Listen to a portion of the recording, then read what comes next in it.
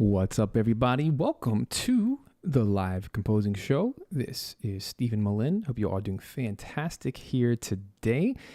Man, we're doing a little bit something different today because we're meeting on a Friday instead of Wednesday, which is pretty typical. I had to bump things to 1 o'clock Eastern Standard Time today, and I hope that can serve some of you a little bit differently and better, those who can't typically make it on the other stream days. But we had some sick kiddos in the house this week and had to do some doctor visits and such. So I had to be a little bit flexible this week. So thank you guys for being flexible with me. And today we're knocking out another track for Dark Dice, which has been a very large soundtrack I've been working on for, I guess, like a year and a half now. It's pretty wild how much work has gone into this thing. And we're finally in that final mixing phase, which is all about combining the live choir, live strings, all the live solo instruments, putting them all together in a Pro Tools session. And this is after 6 different recording sessions and a bunch of communicating with all the soloists and just getting it all together. So I'm really proud of the work that we've done so far. And today we're knocking out track number 9, which is called Conspiracy, which is written by one of my teammates, Brandon Boone. And his tracks on the soundtrack are very ambient, very spooky and horror style. And I'm really excited because typically when you combine that ambient style with live, man, it's a really magical sound. Probably the closest type of sound you might think of is something from Bloodborne or Dark Souls, the upcoming Elden Ring. It's a very specific Witcher 3 type sound, you might want to say. It's very exciting. And so today we're going to be starting with a brand new mix, fresh mix, straight out of the Pro Tools session from the Budapest Strings and Budapest Choir recording sessions. We're going to be combining that together with the live elements. But before we dive into that today, I wanted to make you guys aware of something very special going on this week only. If you haven't heard about it yet, that's because it's brand new. I wanted to introduce you guys to a brand new community that I started just this past Monday. So it's only been a few days, but it is called Video Game Music Alliance. So if I could have a minute of your time, I wanted to toss you guys over to videogamemusicalliance.com. Now, what this thing is all about, this is what we're calling the #1 community to level up as a video game music composer. So really, we're focusing on 4 things: music composition, production, technology, and business. It's all about those 4 things right there. We got Adam in the chat today. He's actually one of our members. So if you have any further questions after checking out the site, you can definitely ask him. But I wanted to let you guys know that this week only, we're doing an open enrollment. So what that means is this membership is about to close. This is for a limited time only. And the whole purpose behind that is when we have a limited number of people, right now it's about 20 people, and I expect a few more to join by tonight. It's about 20 people, and we're going to be working together to get more game music gigs. We're going to be walking through what I call the 10 steps or the 10 secrets to the video game music business, which is basically attracting your ideal game developers to you so that you can actually work on the projects that you are meant to work on, that you're the most passionate about, you're the most skilled at, and it can be an amazing synergy between you and the game developer. I run a 6-figure business doing this with video game music, and I want to show you guys how the heck to do that, because a lot of the music business world, the industry is very unknown. It's very question mark. It's, I don't want to say easy, but it is, there are materials everywhere to learn how to write music for video games and to produce and to learn the technology, but most people get really tripped up on the business side. And while this group certainly focuses on all 4 of those components, the business side is the one we like to start with because most people already have figured out how to write good music, and now let's figure out how to actually get real gigs doing this. And so the promise behind this, although I can't guarantee your results because there's so many variables and factors involved, but the whole idea here is let's figure out how can we build a machine, a system that works for you, that brings clients to you based on your content, based on your emails, based on what you're putting out into the world, your game music packs, your lead magnets, your sales funnels, and all these businessy words. The whole idea is to grab the attention of the people that you want to work with. Let's put them into your sales funnel so that we can start working with them, making amazing relationships, and making amazing music together. So that's what that is all about. And so I wanted to bring that up today because tonight is actually the cutoff date. Tonight, Friday, this is January 28th, time of this recording. So tonight at 11:59 p.m., the doors close. And again, the whole purpose of that is it's a small group on purpose so that we can work on this stuff together, get real results, have real feedback, post real assignments, go through a real course together. And already in the last several days of just being open, there are dozens of amazing conversations going on about music gear, about the technology side, about making game music packs that actually sell, talking about websites, talking about how to get more game gigs, and just all the things, all the common questions that composers have when they're starting off in their journey. So again, that is only through tonight. So if that's something you're interested in, go to videogamemusicalliance.com. And of course, that's time sensitive, and we're not going to open up doors until later this year. It's going to be a while, and that's on purpose because we really want to make sure the people who are invested in right now, they're going to get the results. And that's a little harder to do when you have hundreds or thousands of people in that start at the same time. It's almost impossible to like guarantee anything and to actually get some real results. So if that's interesting to you, I also wanted to shout out that today only, because this is the launch of the membership, the launch of the community. Let me pop over to this other screen. Because this is the launch of all this, we're doing a founding member pricing. So right down here, I'll grab it really quick. This is the founding members intro price. This is literally today only for the rest of time. I'm never going to go this low again. This is intentionally a lower cost to reward those of you who want to take the plunge early.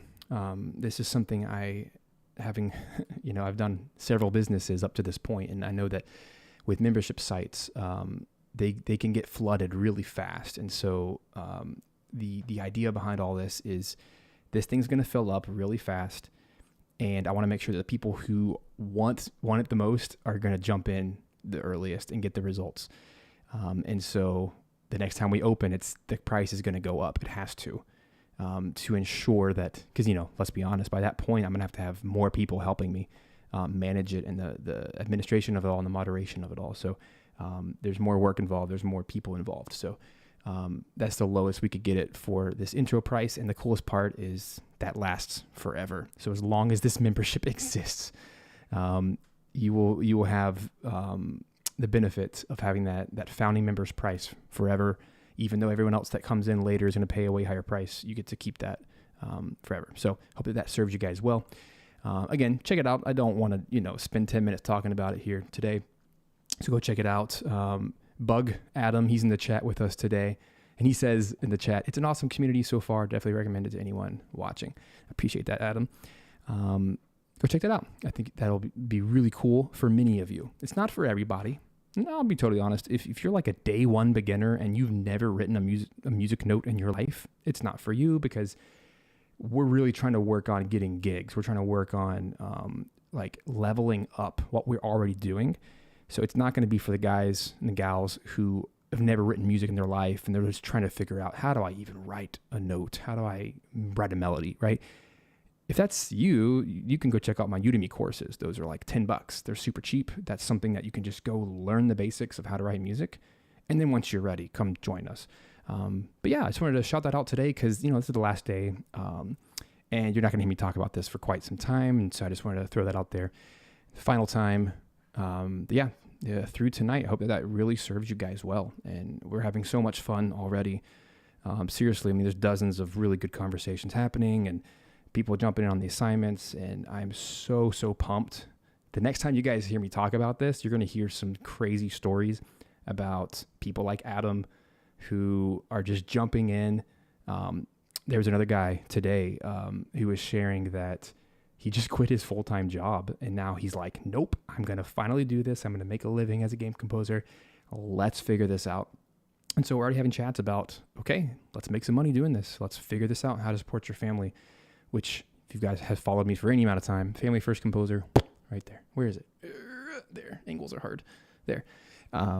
That's my spiel. I'm all about how do we figure out how to make money serving people not in a sleazy way, but actually serving people, adding value to their lives through music and working on real projects. That way you can support your family.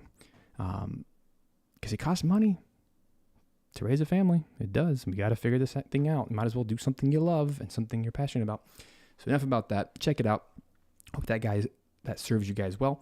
And because it's in my show, I can go into the chat. I'm going to type this out just so anybody who's interested, you can just click on the link, Video Game Music Alliance. Go click on that. And if that serves you well, you are in for a roller coaster ride. We're going to have so much fun diving into that together. So you won't hear anything more about that for quite some time, because I'm going to be like focusing hardcore on those students who really want to take that leap. And if anyone curious might be wondering, okay, what happened to your private coaching and all that? I used to do private coaching with a lot of you guys, but it was taking a lot of time. And I figured out, okay, I can help more people go through this journey faster if we do it all together. Because at the end of the day, while I like helping people, I have limited time. And there's something really cool about the community aspect, that when other people are on the same journey as you, you actually all get to experience the same results together. And you get to celebrate each other's wins and figure out the failures and what went wrong and all that kind of stuff. So I'm very passionate about it, and it's something I'm super excited about, and hope you guys will consider being a part if that's something that feels like a good decision for you. So enough about that. For everybody else, I do want to say a quick hi to everybody. We got Mesa, the Alpha. We have Xavier, Marie, Jack, Brooks, Eugene. Hey, Eugene's here. Eugene is in our group as well. And dude, you can see his logo right now in the chat. He has like one of the coolest logos I've ever seen for a composer. I love it. I think it's his initials, ED, but it's just so slick. I love it. But yeah, we're doing this journey together, for better or worse. Let's do it. Yeah, let's get back to the show. So today we're going to be working on Conspiracy. I don't even remember what this track sounds like, because it's not mine. I didn't write it, but I'm super pumped because we get to hear Brandon's music today. And if you haven't heard any of Brandon's music, man, he writes some of the coolest ambient stuff I've ever heard. It's super spooky. It's super interesting. So I literally just opened up this session a few minutes before the stream. And all I'm doing right now is just kind of cleaning things up. And then I'll show you what on earth is going on. Like, why are there 1,000 tracks in here? So far, all I've done is I've opened up. Hey, we got Joseph in the chat too. Joseph is in our membership as well. He's in the community. So glad you're here, dude. So here we have, this is the strings session, okay? So I recorded this in Pro Tools. Well, I didn't record it. I had to, whenever you work with a remote ensemble, such as the Budapest Strings, or really anywhere, they all use Pro Tools. So you send the engineer a Pro Tools session that's blank, and you put your markers in it, and you put your time signatures, anything like that, your tempo, basically. And then you send it to them, and they record all the stuff, and then they send it back. And then now I get to figure out how to map all the stuff. So if you've never done this before, take notes. So the first thing I want to do is, if there's any kind of presets, I want to get rid of those. Meaning like any groups, any routing, because this is obviously for the Budapest Strings and their live environment, which I don't have in my studio. So the first thing I want to do is let's grab all the tracks from the strings recording, and then I'm going to create a group. Let's just call it strings. There it is. Boom. And then I'm going to do the same thing, capture all of the overdubs. So this just means it was a secondary recording that was done on top of the first one. So there it is. We're going to make a group out of that. I'll call that strings OD, or for overdub. And then the next step is to make sure all of the outputs are set to the right place. So I'm going to select all of the original strings. We're going to go to output. And when I do this, I'm going to hold on my keyboard. If you can see my hands, I know it's kind of small. I'm going to hold Shift and Alt at the same time. While I do this, go to the output. And we're going to do a bus. So we're going to do, just pick a random bus that we like. I'll do 1, 2. Oopsies. I think I did that wrong. Ugh. Pro Tools has 500 key commands. It's either Alt or Control. I haven't opened Pro Tools in a whole week, so my brain is like confused. Especially if you start working in Cubase, which is totally opposite. I use Cubase and Pro Tools for almost everything, and they're totally opposites in their key commands. So it screws me. I have to like take a minute to reacquaint myself. Yes, it was Shift and Alt. So all that did is it made all of the strings go to bus 1 and 2. And then I'll do the same thing for the overdubs.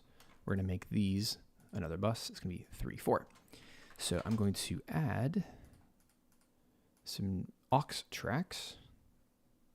I meant to add 2. Whoops. There we go. And we're going to call these strings. Next one's going to be strings overdub. I like to make these green. And while I'm at it, I already know that there's choir. So let's just make another one. Let me get to that in a second. Call this one choir. And I like to color code things just so my brain can handle what on earth is happening. So I like to make those green. I like to always make aux tracks green. I don't know why, just do. And then I have to set the inputs. So the strings, all the blue tracks up there are going to be bus 1, 2. Strings overdub 3, 4.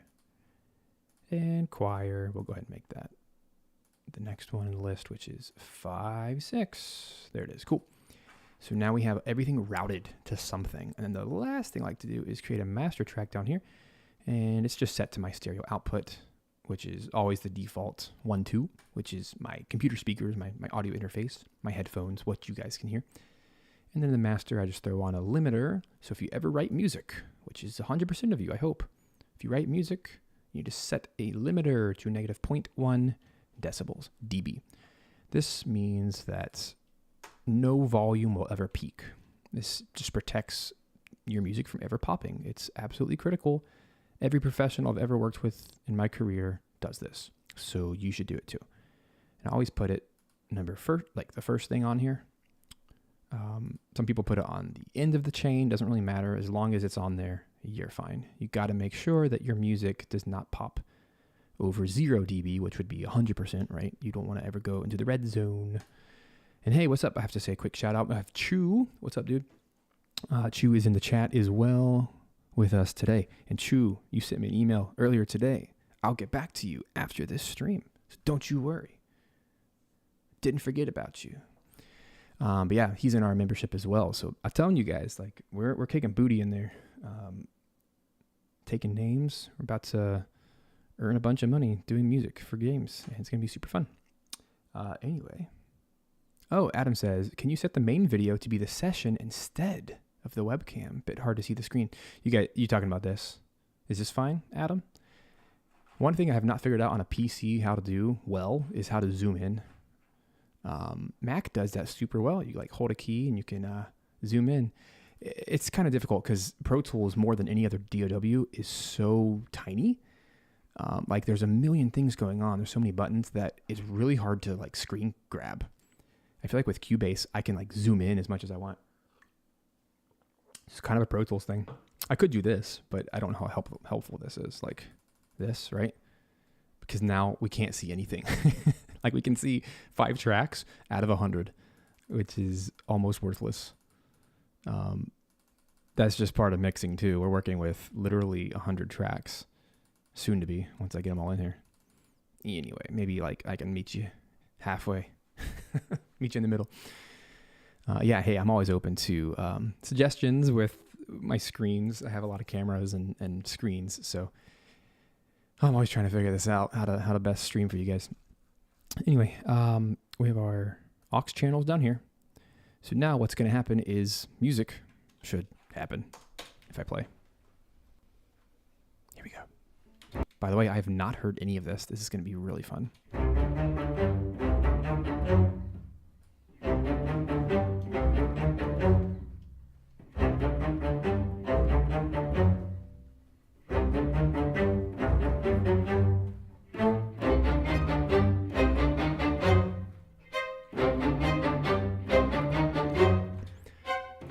Does this remind anyone else of, what is it called? Sherlock Holmes, the Hans Zimmer score from like 10 years ago. It's got a lot of similarities. This is not the whole track, but what a cool strings part. That's so fun. Oh, Marie. Feel better. I'm so sorry you're not feeling good. Man, my family's been fighting some sickness this week too, so my throat's even a little ugh. So please go rest, go feel better, come back and watch the stream later, and hopefully we'll see you next week. Adam says the bottom banner is fine, but the main video on your webcam for a while. Yeah. He's just saying if I'm going to work in Pro Tools, don't do this screen that you see. Basically, when I try to talk to you guys like this, I try to have this screen on. Otherwise, I try to just like show what's happening down here. I could always do this too, just so you know. Not that one. Yeah, if you want to see my stats, who cares about that? I have a keys. I have this one. What else we got? Since we're doodling, I have my synth cam, which is super crooked at the moment because it's literally hanging from the ceiling. And that one. I'm using Streamlabs OBS for anyone that wants to stream.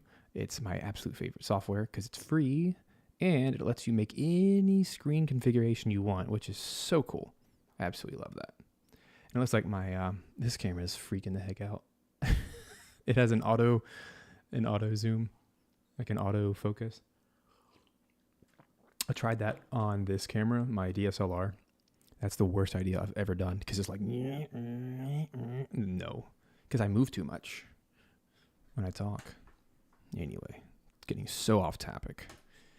Oh my goodness. All right. But yeah, does anyone else think it sounds like Sherlock Holmes? I think that's so funny. I don't think Brandon ever meant to do that, but it has that like polka. Bum, bum, bum, bum, bum, wah, wah.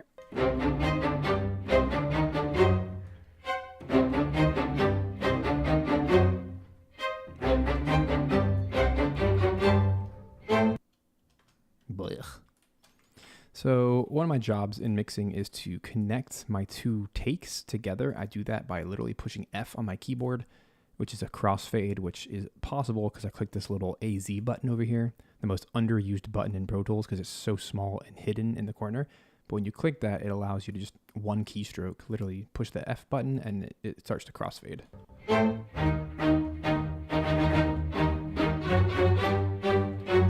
Also, not the cleanest performances, which I'm not too excited about, but...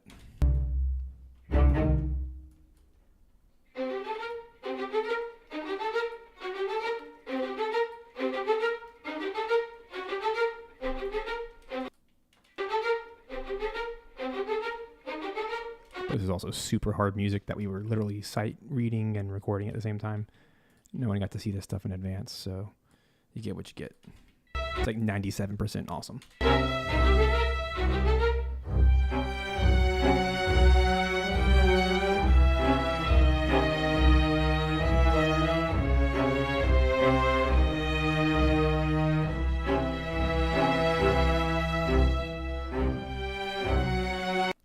we also give a quick shout out to the phenomenal thumbnail for today? I think that's the coolest thing ever. So Dark Dice has some of the coolest artwork, and I'm just so excited for all of the future productions by them. Oh my gosh, they're so cool. So yeah, this is like the bad guy theme. One of them.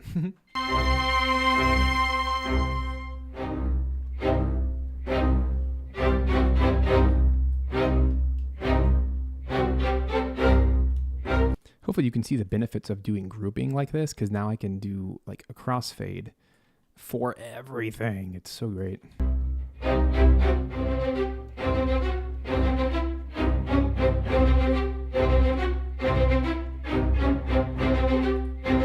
Cool, let's get to the end. Nice. I like that natural reverb of the hall. And I don't have any effects on yet. So I want to make sure... Goodness gracious, I have a lot of overdubs. So the overdubs, I think they're already in place. It looks like they are. So I don't think I have to worry about any of these markers. These are like personal notes. I don't think I need any of that because the engineers at Budapest are phenomenal and they just auto punched all the different things in. And hey, we got Catherine here. Hey, let's all give a quick shout out to Catherine when she was the copyist and additional orchestrator for Dark Dice. So she was there for the sessions, and she was like the MVP who took all of our scribbles from DAW land into actual sheet music. Phenomenal. Big fan. I think I ended up doing the lyrics part for the choir because that became so unbelievably cumbersome because we were working in multiple languages, but she absolutely nailed like all the notes and articulations and the slurs and the ties and the rests and the dynamics and all the things that I hate doing. So thank you, Catherine. We'll be in touch for the next. But yeah, I'm so glad you're here and listening in. So if anyone needs it, okay, I have to like give a quick shout out. If anyone needs an orchestrator or a copyist, holy moly, Catherine is legendary. Don't tell my other copyists that I said that. Everyone that I've worked with before her, but she's the bomb. Anyway, so cool. But let's see what this sounds like. If we take, I'm going to take a second and one of the cool Pro Tools things that you can do is you can actually visually see. There it is. If you hold Alt and Shift and you do a mouse scroll, you can actually see the waveform, which I think is so cool. You can make it bigger or smaller. So like a moment like this where the volume's pretty low for that section, it's actually really nice to see where everything starts. That way I can actually cut it into the right spot.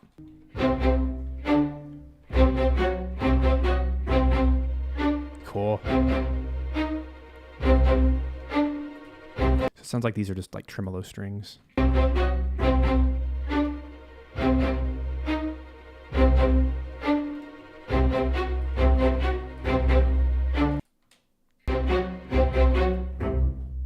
Cool. Let's go to the next one. So what I'm trying to do is get rid of all this like dead air, which has a lot of weird like pops and, you know, people blowing their nose and stuff. It's like all the stuff before you play music.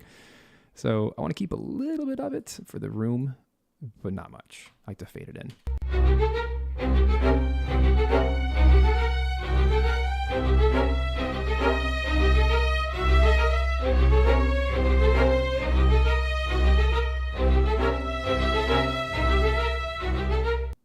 Okay, cool. So now here's a crossfade.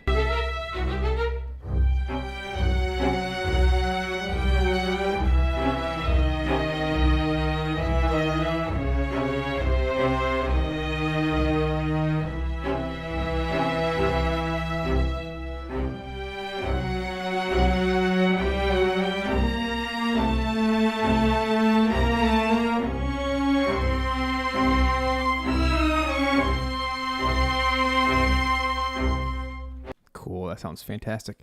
And what I was doing here is I noticed that these are now the melody moments. So I want this to be louder than the other. So all I did is over here on my keyboard, I should probably show this screen if I'm going to show my keyboard.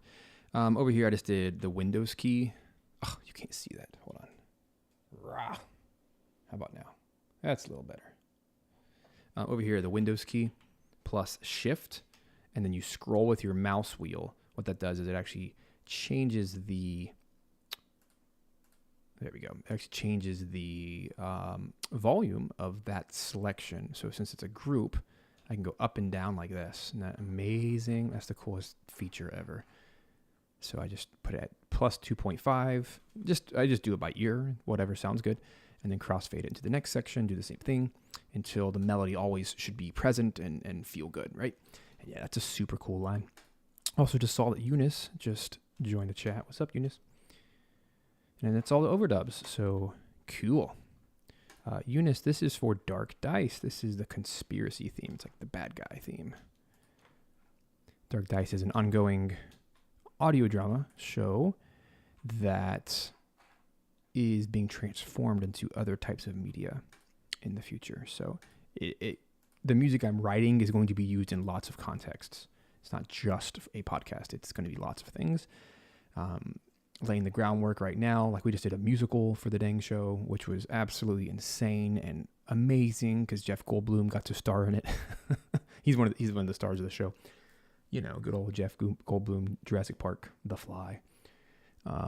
He's a funny guy and a very good singer, actually, and a piano player too, a jazz pianist. So he had some funny moments, and so we captured him singing, and I wrote a whole 25-minute musical based on that, and it was insane. That's what I did like all of December. That's why you probably didn't hear much from me outside of mixing. And just another random side note, since I know you guys like to follow what I'm doing, next week I'm going to be actually picking it back up with more Monster Sanctuary music. There's more DLC coming. Super excited about that. The second DLC release coming up. There is not a public release of the date, so soon. I'll just say soon. It'll be this year. Soonish. I'm not at liberty to say, but I am writing more music, which I'm so excited about, and I'll share what I can with you guys as I can, as always. Anyway, we got our strings in there, so let's add some more stuff. That actually sounds really good. Let's throw in, this is what I forgot to do, guys. This is just silly. Come on. I need to add a reverb. Duh. It's like the most important thing here. Effect-wise, so reverb, it's going to get its own aux. And I'll just make him, I don't know if I want him to be green or not, because it's a effect. But I do want my master channel. I always like to make it burgundy. It's an aux, so let's just keep it green. I like to make this bus 101. It's kind of a funny number, but it kind of keeps it out of the way. I don't have to change anything. So this is bus 101. And all I'm going to do here is throw on one reverb effect. So reverb, pick your favorite. For me, my favorite for this soundtrack is actually the default Music Hall 1 from 2C Aether, which is not what I thought I was going to use, but it sounds so good with the Budapest strings in their medium size glory. So it's set to 100%. So naturally, you can't just send everything to 100% or else it's just going to be swimming in reverb. But instead, I like to go over here to my sends and then send a bus or create a send to the bus. And all I do here is find a good percentage of that 100%. So I have been landing on -22 as a starting point. And then I just go higher as needed if I need more reverb. So what's happening is now when we listen, we're listening to something like a 20%, maybe 30% of that reverb. I don't know the exact math. But I just do it by ear. And here we go. Now it's going to be, all that group is going to go to that reverb. And it sounds like everything is in the same room.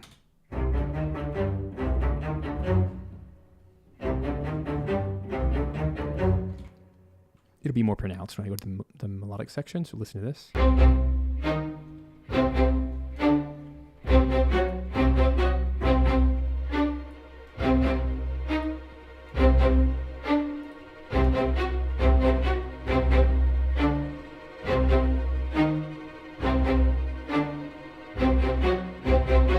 So here's the actual melody.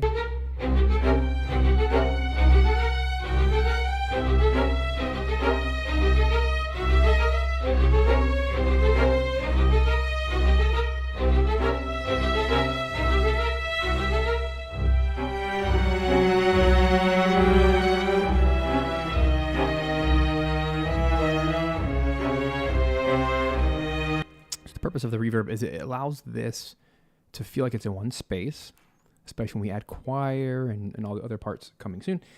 But it also allows me to keep the strings close and intimate. And in a second, when I add the choir, I'm going to make the choir feel large and further away. And then the solos, I'm going to have even less reverb. They're going to be like in your face, panned left and right. So the whole idea is to create this soundscape that is a consistent soundscape across the soundtrack. So let's move on to choir. There's not much editing to do at this stage because they're good performers. It was a great performance. So now I need to import the session data from the choir sessions. Let me pull that up. I have all these organized by the sessions. We did 4. Yeah, we did so many sessions. We did 4 sessions, strings and choir, and then soloist later. So what I'm looking for right now is the choir conspiracy. There it is. It's just a Pro Tools file just like this. Open it up, and then I don't need to import everything. I'll start by selecting all so that I can import everything, but then just kind of go through and deselect anything that's not an actual recording. Like I don't need the master, I don't need the conductor, talkback, reverb, anything like that. I really just need the mono microphones from the choir. And they have a bunch of mic placements like the tree mics, close mics, all that stuff. And then just import it. And it looks like everything else is fine. It's going to slap those as tracks next to all the strings, and then we'll do the routing and go from there. And it's yelling at me because I don't have the same studio set up as they do. So naturally, I need to go through here and remove any of the groups that were kind of auto-created. So I'll just select all of them that I don't want and then delete active groups. Boom. And then I can go through here, see what's actually being used. And it looks like only one choir recording happened for that track. Like we don't need overdubs and stuff. So I'm just cleaning it up, that's all. I'm going to create one group out of the choir, just like that. And it's loading all of the regions for us. And then I need to go through, get rid of all the weird sins and stuff that they used in their studio. Just like that, they're all gone. And then the last piece here is to kind of move them where I want them in the order. So these are all choir, so I need to do output of the bus. It's going to be 5/6 as we determined at the very, very beginning.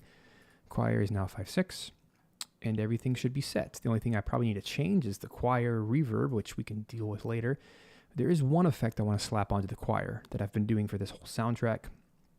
The Budapest choir is very, very large, so they have a tendency to sound, the choir tends to sound very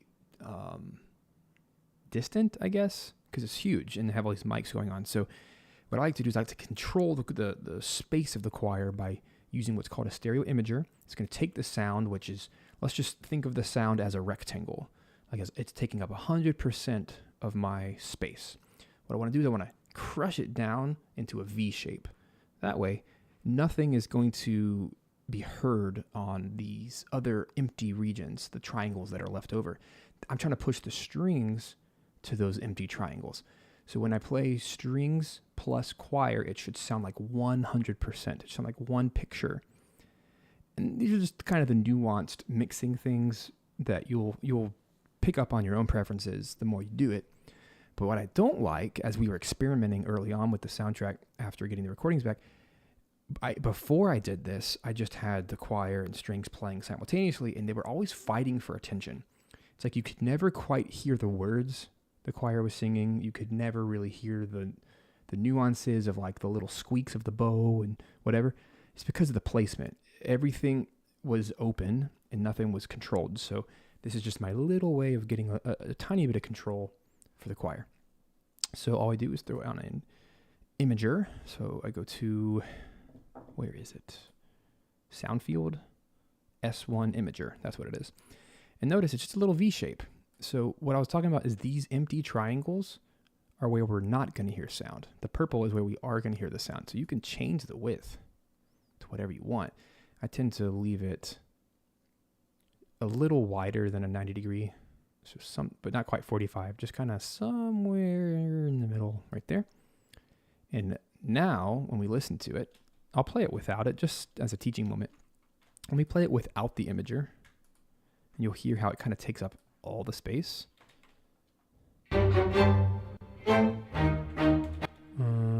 What's not happening? I hear nothing.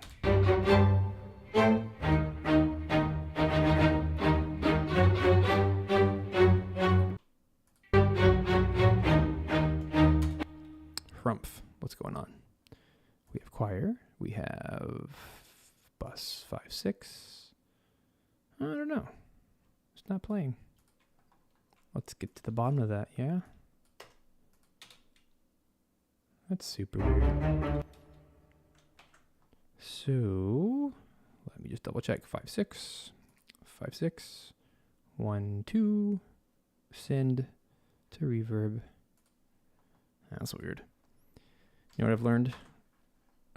This is like music 101. When things don't work, close and restart.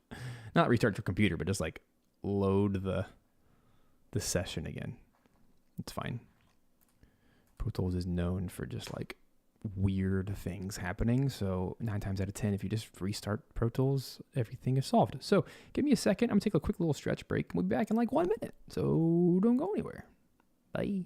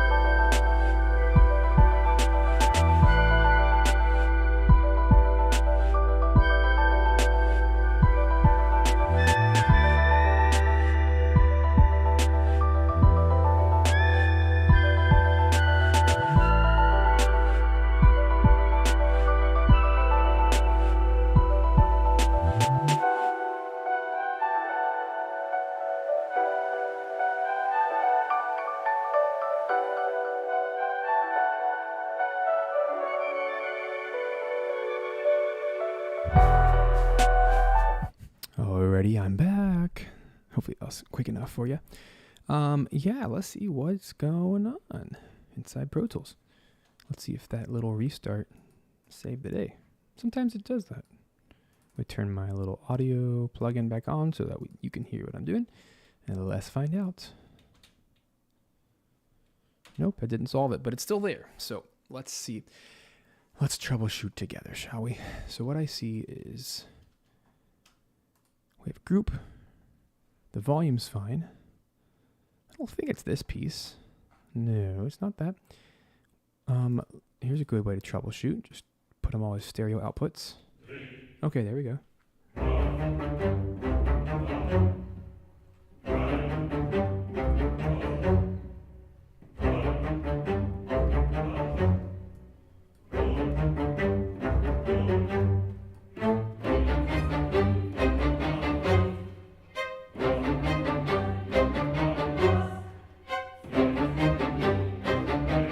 Okay, cool. Something's happening with the routing. So let me try doing the bus thing again. So let's do bus 5-6. Make sure the choir is bus 5-6, and it is. And our send is going to, should be going to the reverb, which is good. That's so weird. Why would that not play? Huh. Well, when in doubt, create a new track and see if that solves it. Isn't that weird? I don't know why that wouldn't play. Let's call it choir. Just kind of retrace our steps here. 5-6. How about now? Yeah, it works now. That's the strangest thing. Oh well. Let's do, let's get our reverb back. Oh well. I've done music long enough to know that when something doesn't work, just rebuild the thing from scratch and it probably will work. Just some weird routing issue that didn't want to go through. Oh well. Cool. So now we have choir. But what I wanted to show you guys was this. If we just solo the choir, hope this is interesting for you. If we just solo the choir, here it is without the imager. Check it out. That needs a serious volume boost, by the way, so I'm just going to crank it. Ooh, you hear those basses? Oh my gosh.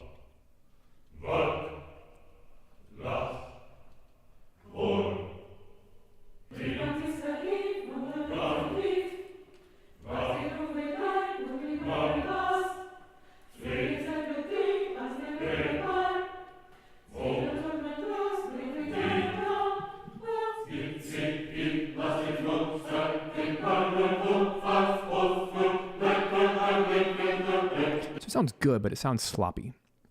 So one of the easiest ways to fix this, so what I was talking about earlier, is slapping on a S1 imager. So it takes it, forces it into a V shape. I like to make it a little bit wider than 90 degrees. Here's what that sounds like now. Hey, we got Joe. What's up? Welcome to the chat. Joe is in our Video Game Music Alliance community as well. So we got a lot of representation here today. What's up?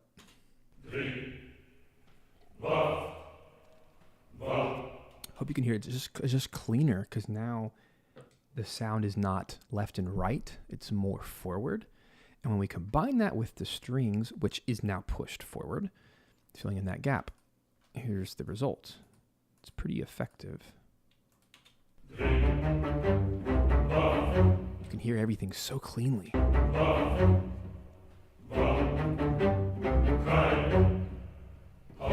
Yeah, this, I think this track was in the Infernal language, the Dungeons and Dragons, the D&D language. Other tracks were in Icelandic, some are in German, and then so I think those are the three languages sung. But then what's the extra funny part is there was a language barrier because I'm recording in Hungary, right, in Budapest, Hungary. So the choir members and the conductor are speaking in Hungarian, and I'm over here talking in English. And so it's like a 5-language barrier. It's insane. No, say it like this. Say it like this. Thankfully, our producer, Travis, is really good with languages, and he has consulted really, really good sources of native Icelandic speakers, well, there is no native Infernal speakers, but you get the point. We had lots of conversations with the conductor about how to pronounce every syllable, and it's just really funny, the whole thing. They're over here singing a made-up language.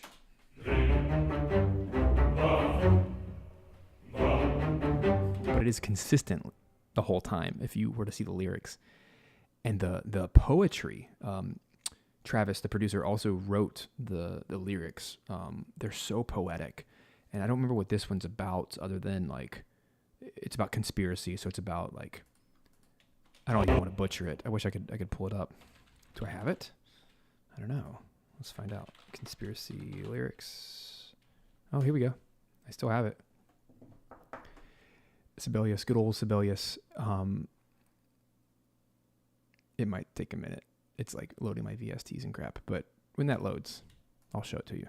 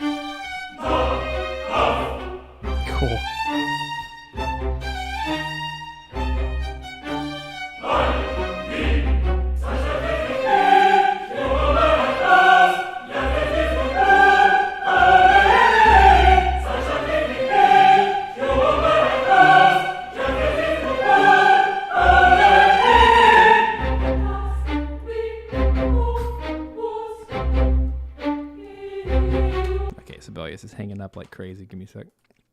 I have the PDFs too. That's probably faster. I want to find it for you guys. Okay, so conspiracy PDF. Let's do SATB. There we go. Here's the final. Okay, so this is so fun to look at. I'm such a nerd. Like, I love sheet music. I enjoy making sheet music, but it's so time consuming that anyway, but maybe you can read along. This is pretty fun.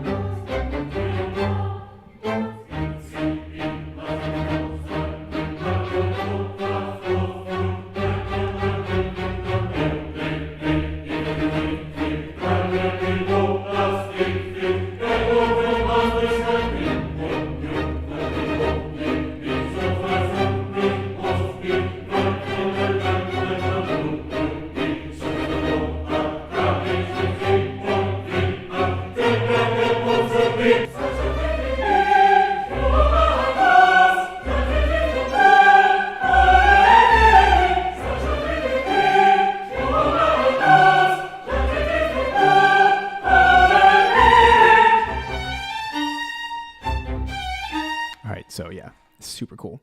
I love that stuff. What I wanted to do is I want to really highlight this moment in the strings. So let me turn my groups back on. This is such a cool moment.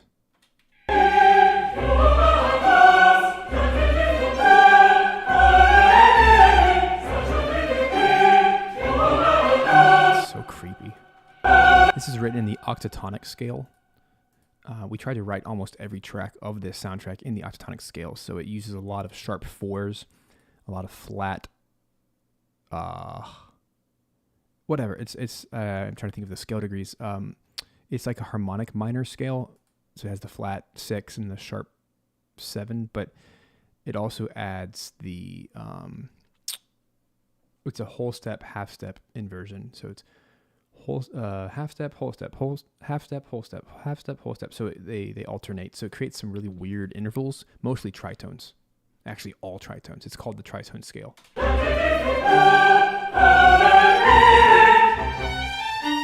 it makes all those. So like really spooky intervals. Whoops, what am I doing? There we go. Hit the wrong key command. There we go. Chop up. I want to make this little melody super loud.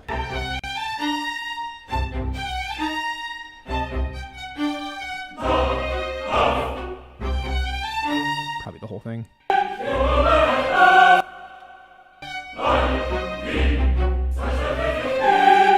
So all I'm going to do is crank it up, probably 3 dB, crossfade, like that.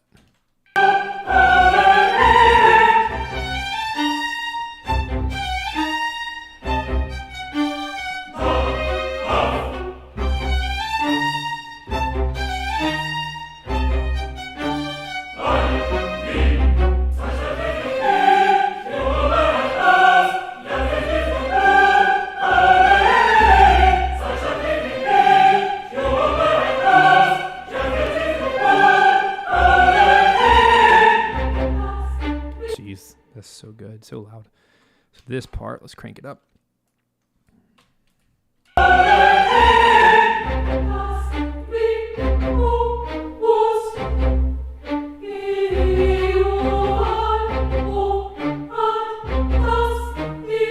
also trying to make sure that each section is on the beat.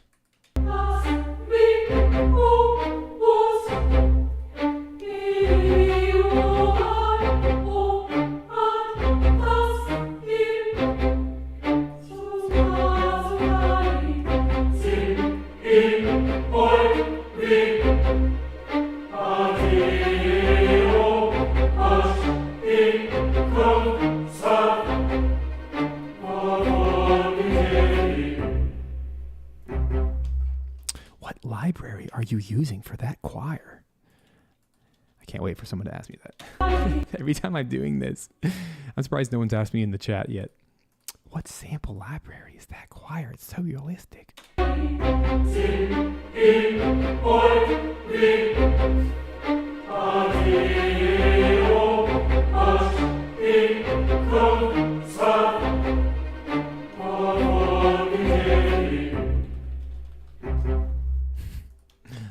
All right, let's move on. This is fun.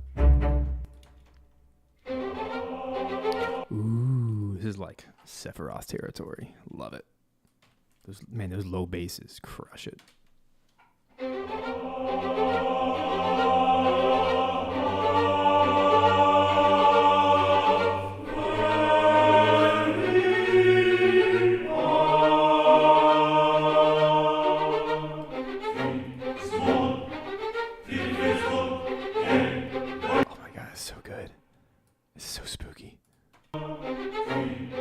This is like Brandon Boone territory. He is heavily inspired by Final Fantasy VII, as I am, but like he leans so much into the atonal crunchiness that I'm a little wimp. I don't typically go that hard and heavy into it. Man, this just fills my soul with such gladness. So I'm gonna crank these atonal crunches. And there's percussion and stuff later that I'll add, but I really want these to pop. So I'm just going to like crank it till it breaks. And at the very end, I like to do some slight compression, like tiny bit that will and EQ and imaging that are like in the mastering that it just punch. It gives some punch.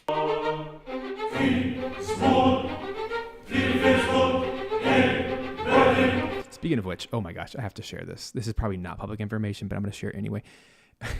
Speaking of Brandon Boone, during this stream right now, he's off getting a tattoo of the Darklands logo, which, if that doesn't say what a dude he is.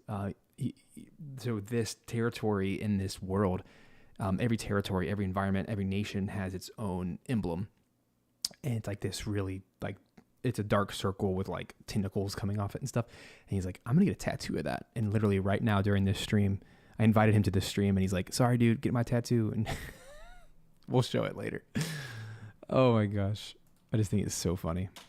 Like, he lives this stuff out. It's great. Hey, man, these strings need to be way more. Let's just crank them too, because it's so cool. Yes, Logic stock choir.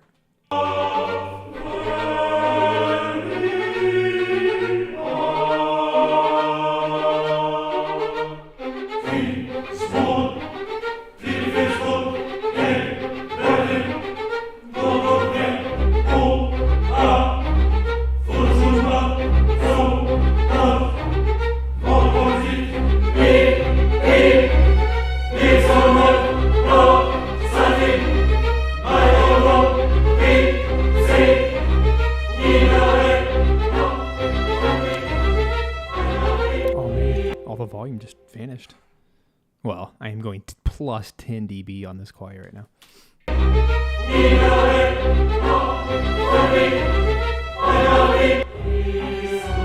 It's so freaking spooky. And it's simple too, but it's like just a good, strong atonal melody with some jabs in the background is so effective.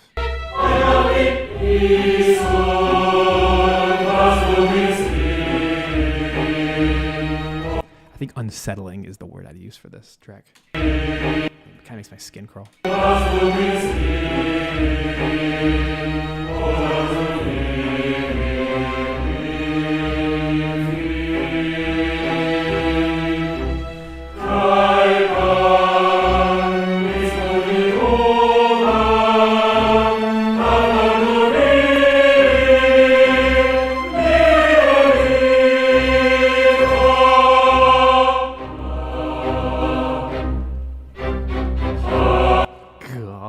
Goosebumps over here. Hope you are too. I can already tell that the choir is going to need a bit more reverb to stand out because it's so strong. So I'm just going to crank it up to, let's just try a negative 16, which is like, I don't know, 10% more. I don't know the math behind that, but I think it's going to help it just kind of soar in these louder moments. Let's try it.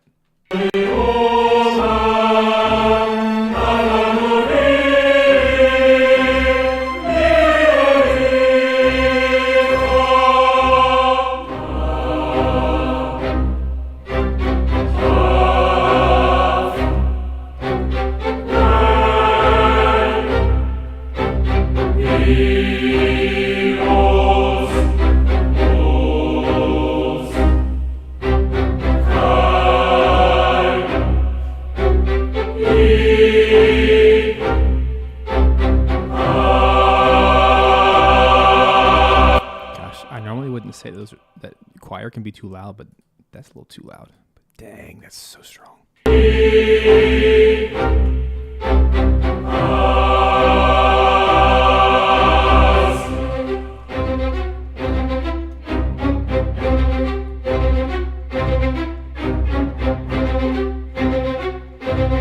we go.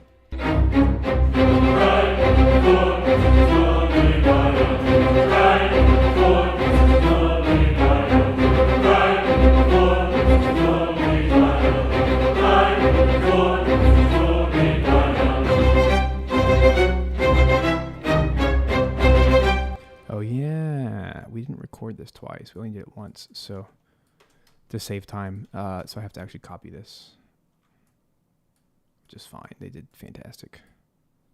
So maybe like that, something in that territory.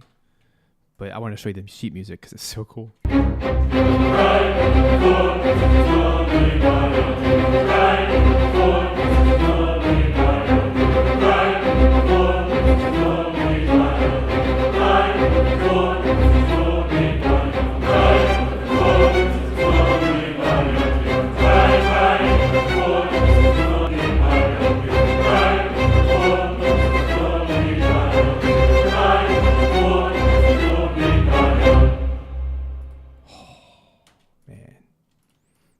So epic.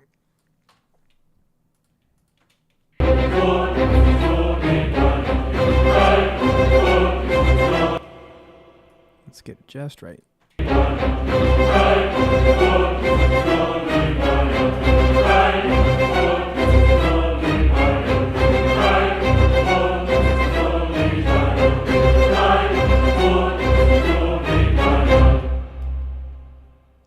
reverb makes such a difference. I'm going to put my endpoint way out here just to have some of that reverb room right there when we bounce out everything later. Cool. How does the beginning stand up now? Yeah, it's kind of wimpy now that we've cranked everything else up.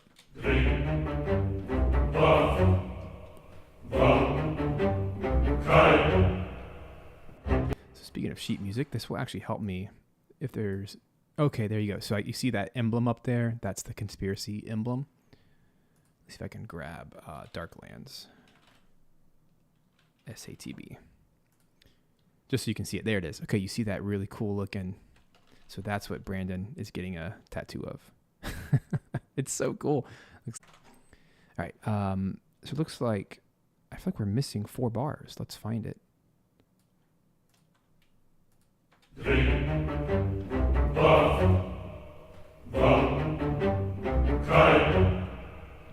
Where's all this? Woke plus 4. Weird. Oh, there it is. I just had to draw.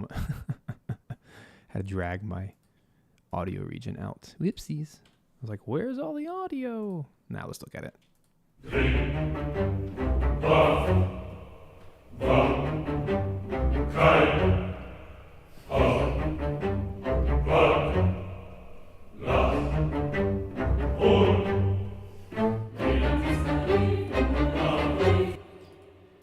Now the tricky part is I can't isolate the men from the women the way that it was recorded, but I can bump the whole thing and try.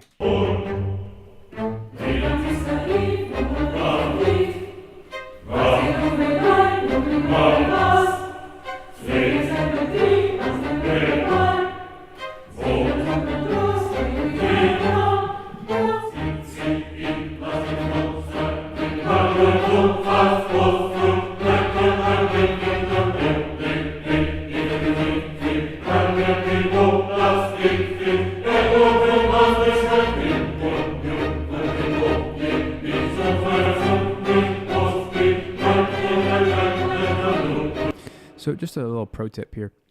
If you're ever working with live audio, a really, really helpful way to line things up is to follow a timer like this, is to grab a big beat counter. You can make this whatever you want, like minutes and seconds, time code, whatever. But when you do bars and beats, what I'm trying to do is, as much as I'm trying to line things up with my ears, which is helpful, sometimes we just get off beat because I'm trying to match the strings who are rushing or whatever. So anytime I feel like something's off, I just kind of visually look up here. That way I can feel the beat of 1, 2, 3, 4, and I try to line it up that way. It's a little bit easier.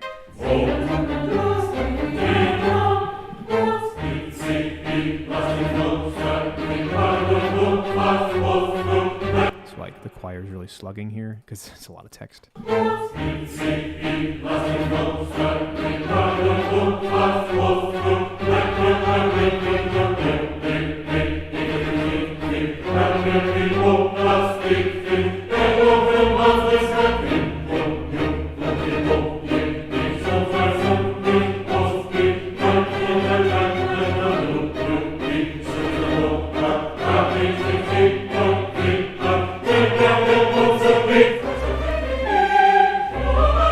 And then I try to match the strings to The same beat.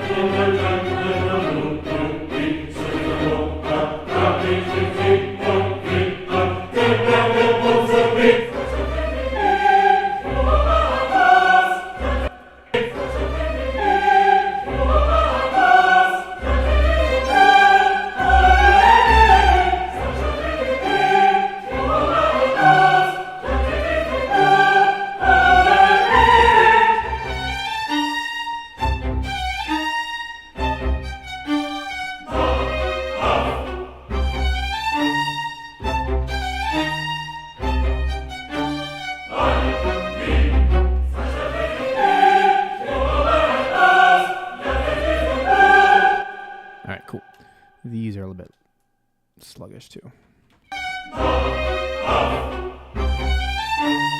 Sounds so good, don't you think?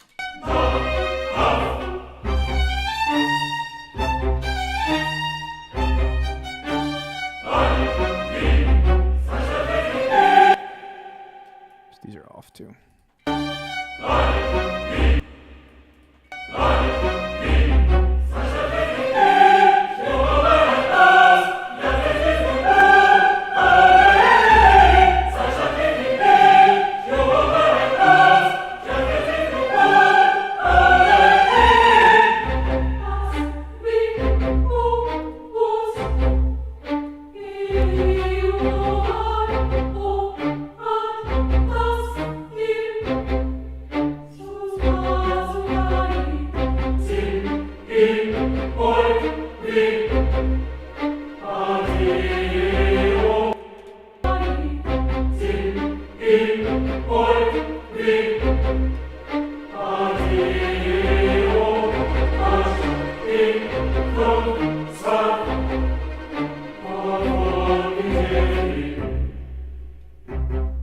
Cool. All right, now let's focus on getting some of the other elements in. Now that we have strings and choir, it's about 90% lined up. It's not perfect, but as we get more elements, that's the time to start really tightening it up. So now I'm going to go over to my other folders. Hopefully that was fun. Did you guys enjoy seeing the sheet music? Hopefully that was pretty fun. Now I'm going to do the same thing as I did earlier with importing, but I'm going to do my session data from, actually not session data, I'm sorry. I need to import audio. Now I learned last time, the last stream, that the easiest way to do this is just to create like 20, heck, let's just go crazy. Let's just do 30 audio tracks that are all stereo. That way they're all blank. And this should be the easiest way to import stems, solos, all those things. Because if I go over here and open up my clip list, now I can see anything that's imported and just click and drag it over. I don't have to worry about like sample rate and all that nonsense. Just one of the easier ways of doing it. So let me go over to final solo performances and grab all the ones that relate to conspiracy. So there's no duduk on this. There is hammer dulcimer. So there it is, conspiracy. I can double click it and it adds it to my list over here. Let's go through each performer. And that's hammer dulcimer by Kyle Paxton, hurdy-gurdy by Johannes Gewerkian Hellman. So there's conspiracy. Who else we have? I don't think there's any flute on this. There's no recorder. We do have solo cello by Andrew Dunn. And I've already pre-mixed all the mics for those. That way it's consistent across the entire soundtrack for every track. Solo violin by Mateus Garcia Souza. Let's grab that. There's conspiracy. And then there should not be any bass flute, Toyo on this, pan flute. Okay, that's it, I think. Now I just need to get all of those in. I'm gonna put them on the clip list, and then they all appear on the right side so perfectly, and then I just click and drag them in. A little shortcut is to use the shuffle button, which automatically puts everything at the beginning when you click and drag stuff in. Come on, you can do it. This happened last time. What's the deal? Oh, I know why. Because I think the violin is mono. That's probably what's happening. Let me go to, let me create a mono one for the violin. Let me just do violin by himself. That's what's happening. Yep. It doesn't let you do mono and stereo mixed in the same like drag over. So there we go. Cool. So this is violin. You guys still with me? You got silent, radio silent, cello. Am I still making sense? Hammer dulcimer, HG melody. So for my solos, I like to make them a different color. Let's just do like a blue. That should be fine. And then I need to create an instrument track for the hurdy-gurdy, because that's going to be one that I play in. HG drones. That's the only sample instrument I'll have on this whole thing, because I sampled it myself. Create a sample instrument from Johannes. Where is contact? Oh my gosh, there it is. So for this part, I created my own sample instrument as part of the recording session. I asked Johannes to play certain notes, and because all my time with Simple Samples Audio, I've figured out how to sample stuff really well. Let me find it. Ethnic, strings, hurdy-gurdy. Have a really good organization system here, because I can't stand not being able to find stuff in Contact. So I have literally every patch from every instrument I have on my machine. For the most part, it's not 100%. It's like 80%. All organized onto Contact. Cool. John's taking notes. John's going to be a legend by the end. That was a cheesy joke. But John is. By the time he's done here. John, you should come join our Video Game Music Alliance. I'll teach you all the things that I can. Within reason. All right, so this is the custom instrument I made. It's not beautiful, but under the hood, it's just all the recordings we did. No one has to see it. I'm not selling it, so it can look dumb, but this thing's awesome because... Let me change the color. I'm very particular about color. Let's do... Blue doesn't feel right. I'm going to do gold. That feels right for me. I'm trying to be consistent across all my soundtracks. It's just a thing. Because if I don't know what it is immediately, I get annoyed. So let's close some things out. Just the reason I made this is because my MIDI track from Cubase, which let's import that real quick. Whenever I work with live musicians, I export the MIDI from the Cubase session. And that way, if I ever need to replace something, like right now, let's find it. Conspiracy. Okay, cool. So here, I'll show you. Here's all the MIDI. So I'm going to do, oh, poop. Oh, there it is. HG MIDI. There it is. I'm going to do a new track. Ugh, that's ugly. Come on, Brandon. Brandon likes to write like a million tracks. See, in my brain, this makes no sense, but in his brain, this makes all the sense. He likes to write like 10. I don't understand it. But this is how he wrote the one line for the hurdy-gurdy. I think every time he like touches the keyboard, he likes to have a new track or something. I'm not gonna make fun of him. He is a phenomenal composer, and he just does it differently than me. But it's weird to me. So the goal... I don't really know how to decode that. I think there's only 2 long notes. I think it's that one and that one. But you see how it's like 10 different takes. In my brain, like I would just rather do one line. That's all of them combined. But that's beside the point. I'm going to import audio one more time. It's going to be all of these stems from Conspiracy. We're going to copy everything. Actually, let's just do add files and move them to the clip list. This is why I created so many tracks. So now what I'm going to do is do the shuffle thing again, and I'm going to drag them all over. Boom. And look. Well, you can't look. Now you can look. Look, I was one off. I'm glad I put 30 because look, I was literally one audio track shy of not having enough. So these are all the stems. This is important because we're going to use them later in the mix. So I'm going to color code all of them. Something ugly that I don't like because I don't like stems. Typically like, maybe that's what I did. I think I made them all yellow in the past. Yeah, it looks good. And then I think I've made the solos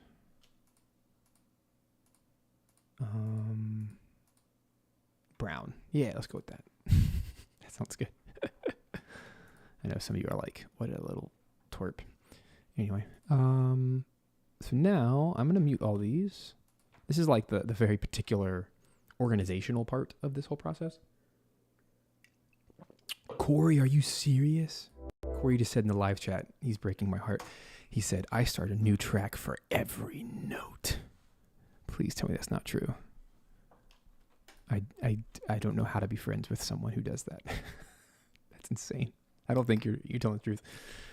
John says, wish I could, saving to upgrade from my ancient 2010 Mac Pro to something able to handle more than 4 tracks at a time in Reaper. Holy snot. Dude, you gotta move on with your life. How do you even write music? I don't understand. That's okay. Yeah, I won't get on that diatribe. I'm just gonna move on, keep writing music. Okay, here we go. Just move on, Steven. Move on. Don't fight that battle. You're not gonna win. I don't need to change your mind. You do you. Okay, so my whole purpose here was I was looking for the hurdy-gurdy drone, which is I don't even know anymore. The way I love Brandon. He and I do music so differently. He is so much fun to work with, but dadgum, his stems are like cryptic to me. But it looks like he has 2 hurdy-gurdy stems. So let me try to figure out what the heck is happening here. And one of the beauties of Pro Tools is I can do that thing, right? The waveform thingy. So now I can actually see exactly where sound is happening. But this actually gives me a really strong clue because now I can actually take, if I put my bars and beats on, I can actually take my live data and match it up with the MIDI. That's what I'm trying to do here. It looks like I just got to move some stuff along because I just don't understand why it's split up so much, but it is. What did John say? Oh, Corey says, you'll never know. That's fine.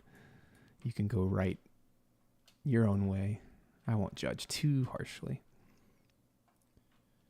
Yeah, I have no idea what's happening here in the hurdy-gurdy land. I think it's because he has so much reverb on it that the audio looks weird.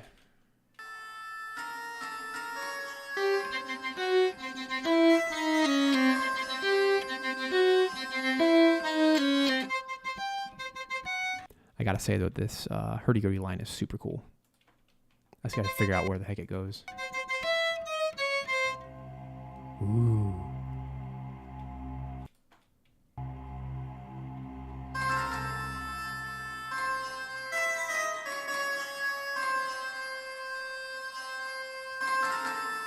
What?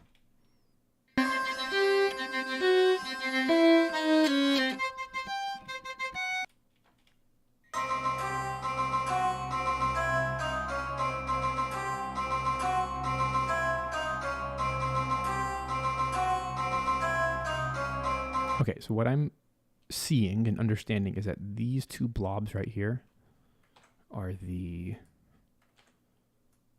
drones. There's another one here, though. What's he doing? I guess it's this one.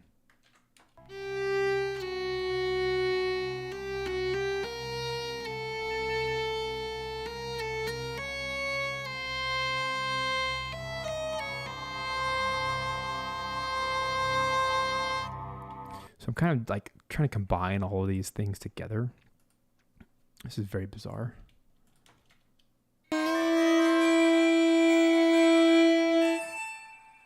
Okay. He put so much reverb on that.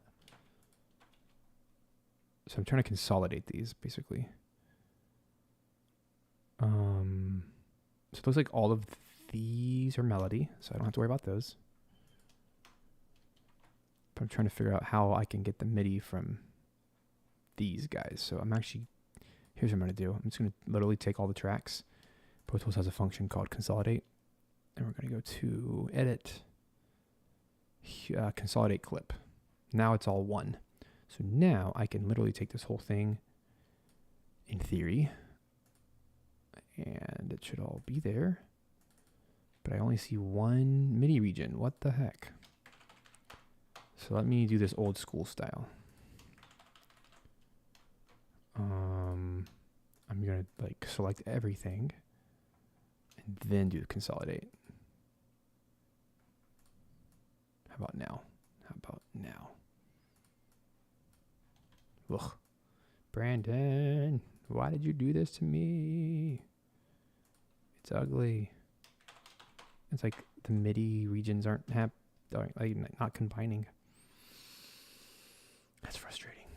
Okay, Control Alt, Control Shift 3. What is it? Alt Shift 3. Alt Shift 3. Consolidate. Alt Shift 3. Consolidate. No, dumb. This is tricky and confusing. Well, perhaps. Here's what we're going to do, folks. We're going to do this like the super old school way, by ear, because I just don't understand his MIDI data to save my life. So we're going to go to the drones section here. I'm going to take the good old pencil tool, and I'm going to draw a line right there.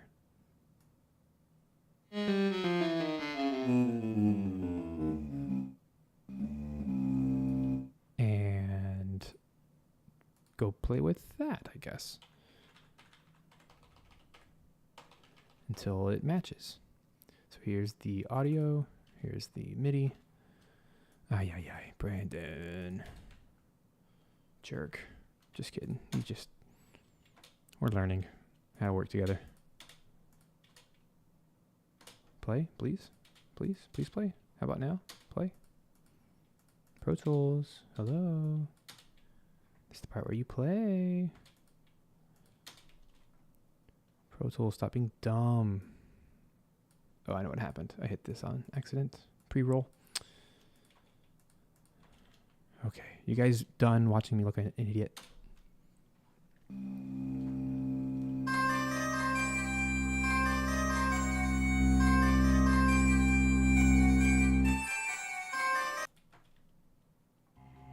Hey, I actually found the right note and everything. All right. The whole purpose of me doing this, instead of using the stem, is I want to use a real hurdy-gurdy from the same musician who recorded with us. Same mics, everything. You know, it's MIDI. There, that's gorgeous. Cool. And let's find out when it stops. No.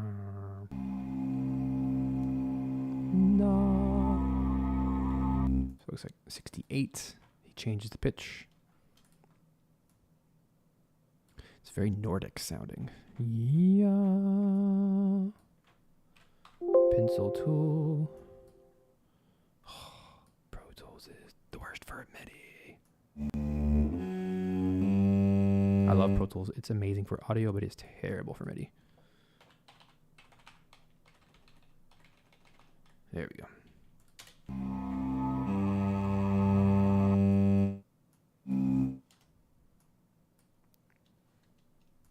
So it's like you have to click 10 extra buttons to do anything. Very annoying.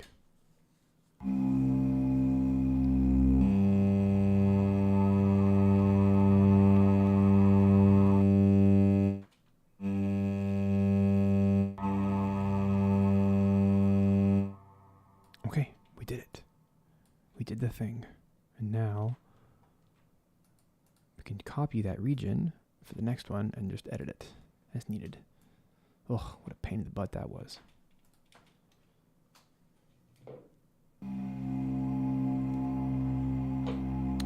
I think it just hangs on that C for the whole time.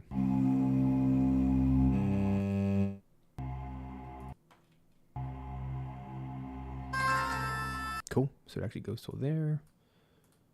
Whatever bar that is. The start of 143.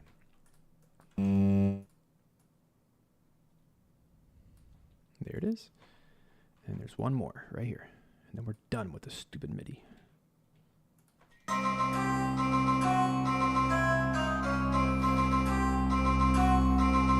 I think it's it.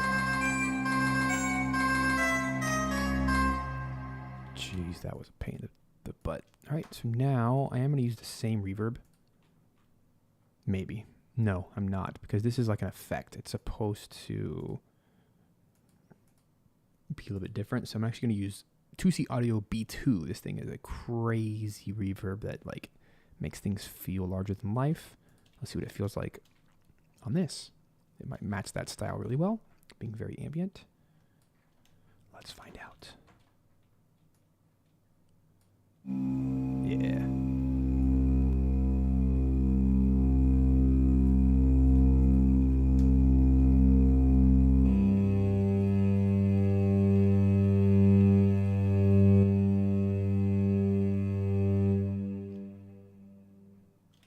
I like it. That's cool.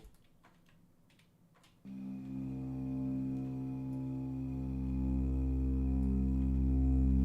going to make sure that all of these consolidate. I want to make sure all of them have a louder MIDI velocity. I'm going to make them all max. Cool. Oh, that was so annoying, but we did it. So now I have to do is make sure that the melody is lined up. I'm going to take the reverb bus, the reverb send. We're going to make sure that this thing is like cranked up pretty high. And let's see what we can do to match this up.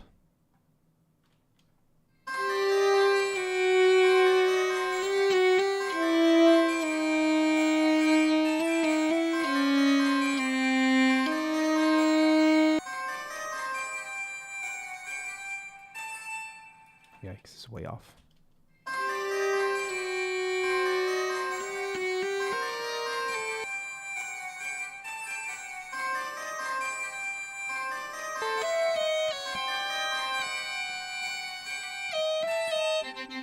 I'm like seriously doubting if we even recorded this thing.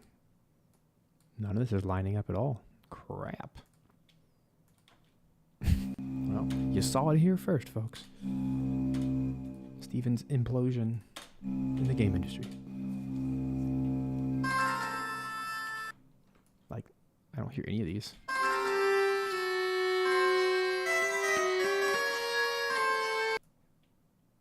Is it this one?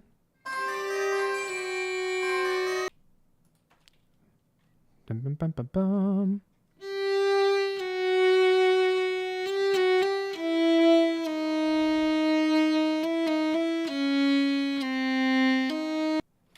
Well, I'm going to go have a little look-see at the hurdy-gurdy data, because I'm like really scratching my head here.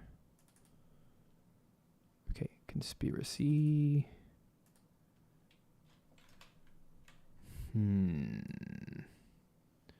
Let's give me a second. I'm going to actually throw these into Audacity just to see what on earth is going on.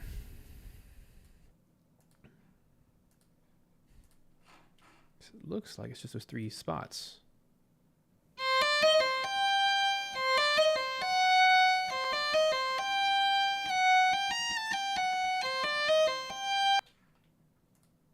Weird.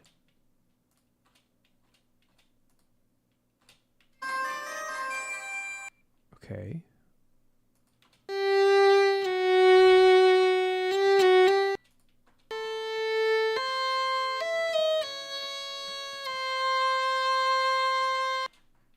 Interesting. It's like I have them.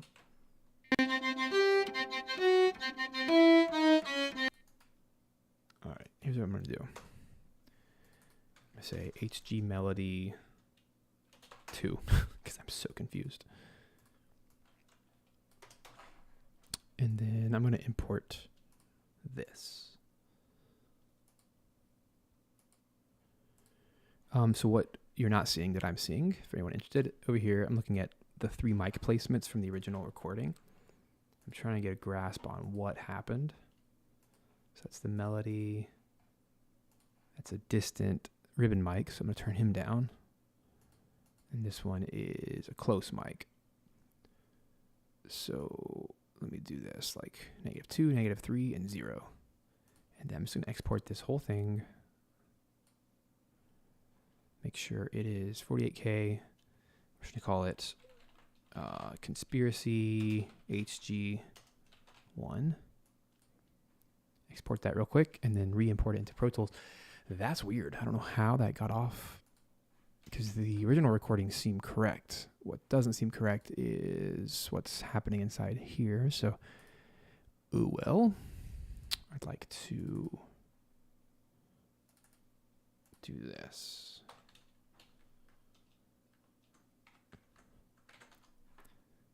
All right, so I'm actually just going to take that file. Oh, Lord. Sibelius is still trying to load from earlier. That's weird.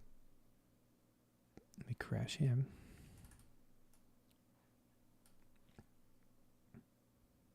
All right.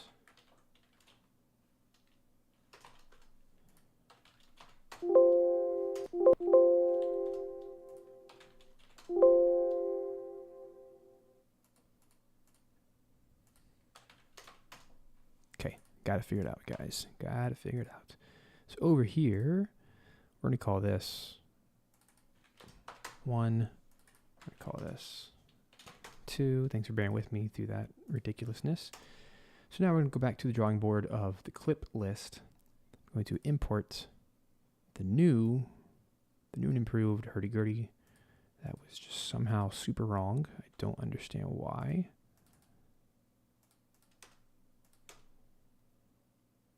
So here we go, hurdy-gurdy. Hurdy-gurdy 2 is what we'll call it. Are there any questions about the insanity I just did? If so, ask now, forever, hold your peace.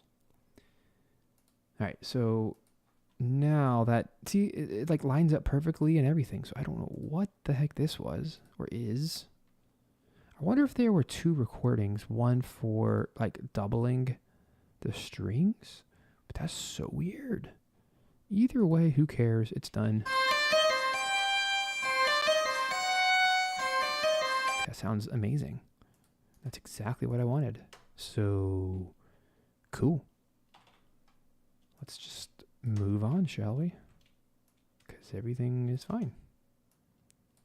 There we go. Here it is in context.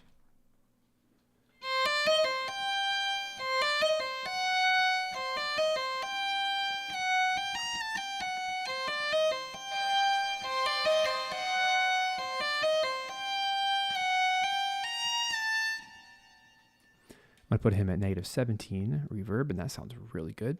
Typically with the melody for the hurdy-gurdy, I like to put it 20% right in the mix.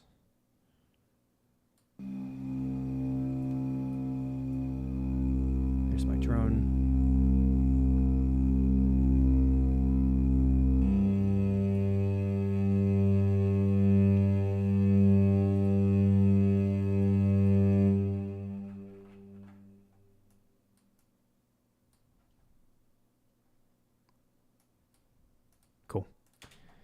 I can live with that. So let me disable this.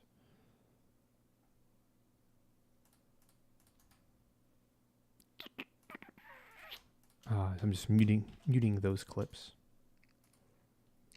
And I'm going to actually make inactive. I'm going to disable that whole line. That way if I forget about it, whatever, it's fine. Okie dokie. Man, that was an annoying problem to try to solve, but we did it. Sorry I had to sit through that, but here's the truth, guys. There are always problems.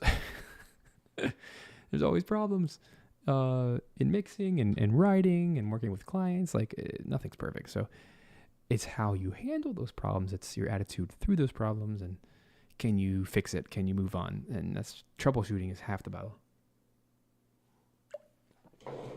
So with that said, let's continue. That was annoying, but we did it. So now let's get the hammer, dulcimer, cello, violin. Let's get them in place. See what it sounds like. I'm super excited. Okay, so I'm going to grab the stems. I can actually get rid of all the choir stuff, as well as the I'm happy with all of the string recordings. I don't want to double anything. I might keep the bass staccato, not sure yet. But I think the cello legato is going to go, the choir's got to go. What I was looking for is this right here. So I want to grab the dulcimer, the cello. I don't even see cello on here. I think the cello is just like doubling stuff. So dulcimer, let's try to line it up to where the spots are. So what I'm going to do is solo both of those. Let's try to slip them into spot.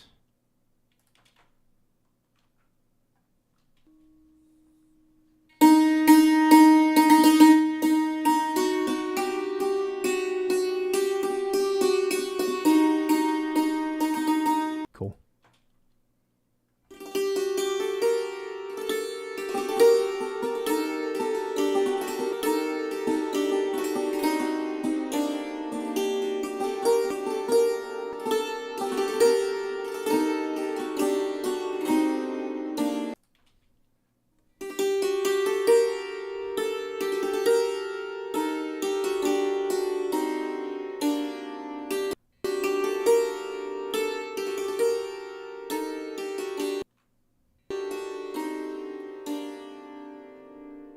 Cool. Put some reverb on there. Now the cello and violin were like last minute additions, so I want to make sure that those were well represented as well. So I'm going to put them at -17 reverb as well.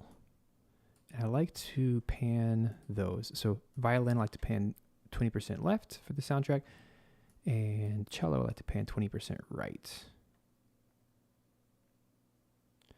Thanks so much for hanging out, Eugene. We'll see you soon. All right, over here. Here's what it sounds like.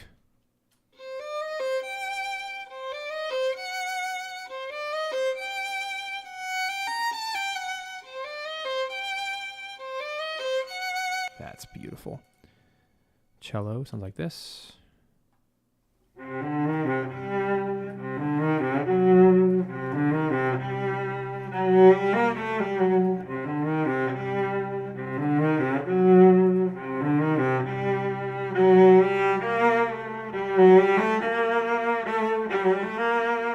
That's so cool. So let's try to get those lined up with the ensembles.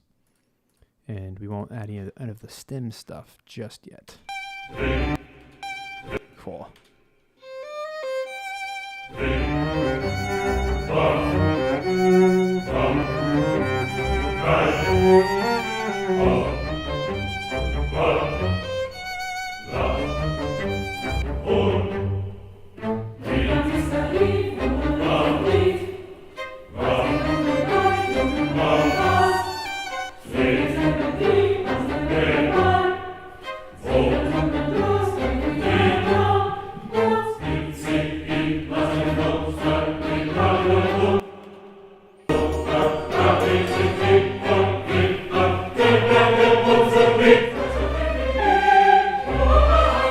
That's where it all is. Hey, thanks so much, Mads.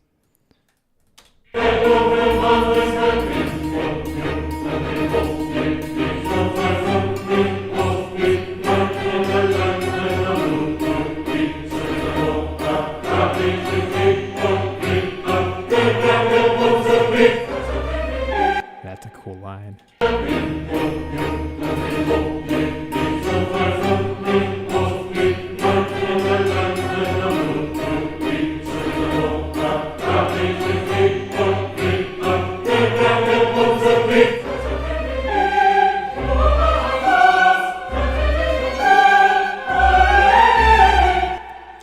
awkward transition in volume too.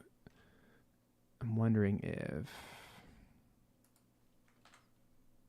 I do a bit better of a crossfade and turn up the beginning of the choir, it won't feel so strange. Yeah,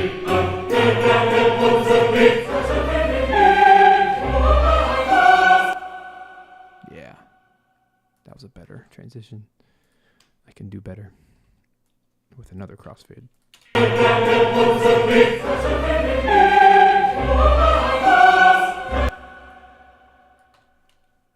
Cool. Oh, I had my crossfade button off. There we go.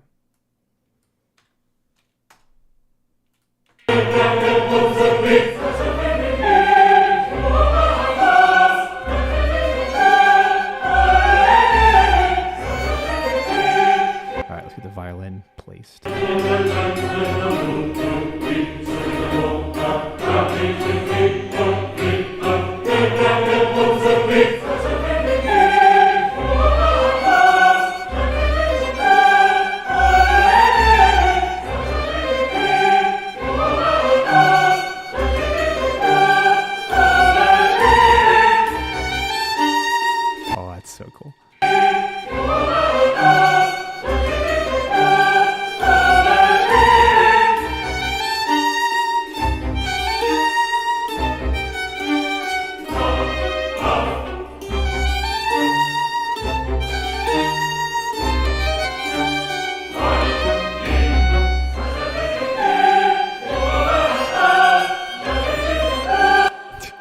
Everyone's fighting for who gets to sing the melody.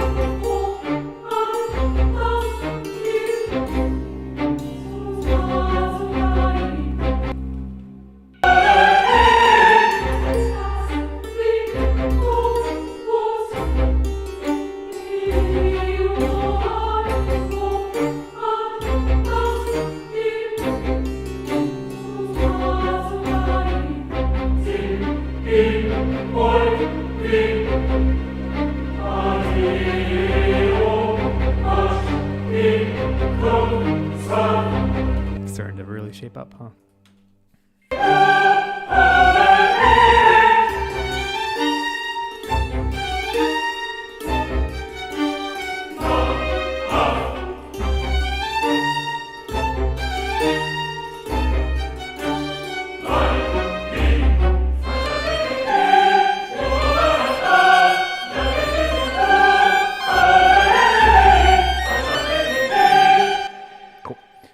Now we're going to get the violin where he belongs. Ooh,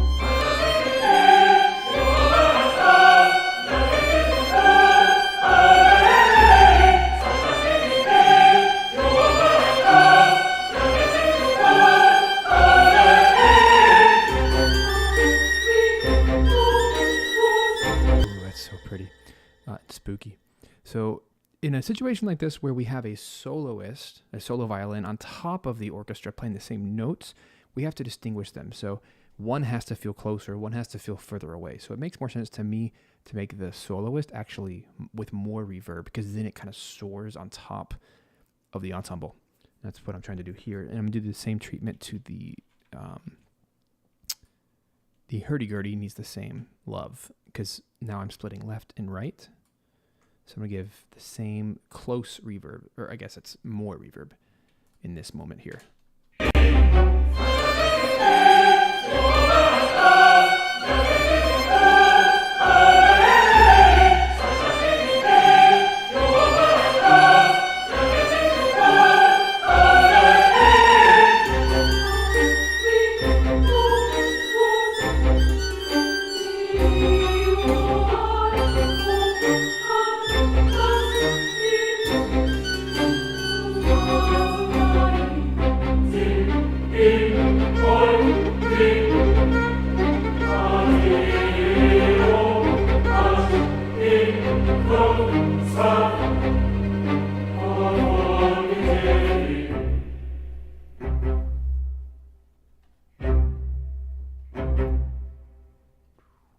Cool.